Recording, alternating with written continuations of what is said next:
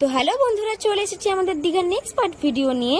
আমরা বাস থেকে নেমে চলে এসেছিলাম আমাদের রুম বুক করার জন্য। আর ওই দিনকে আমরা নিউ দীঘায় কোনো রুম পাইনি, কারণ এত ভিড় হয়েছিল। তো ওখান থেকে আমরা ওল্ড দীঘায় চলে আসি। তো এসে যাই হোক করে একটা রুম পাই। তো রুমটা আমরা এত সুন্দর একটা স্পেসে পেয়েছিলাম যে বলার মতোই নয়।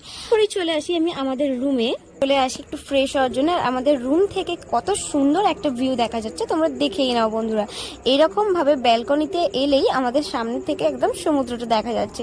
তো কত সুন্দর একটা ভিউ তোমরা দেখতেই পাচ্ছ বন্ধুরা। তারপরেই আমরা ফ্রেশ হয়ে নিয়ে বেরিয়ে পড়েছি একটু টিফিন করার জন্য। আর তোমার দাদাভাই চলে গেছে টিফিন আনতে, ততক্ষণে আমি এদিকে দাঁড়িয়ে একটু ভিডিও করছিলাম।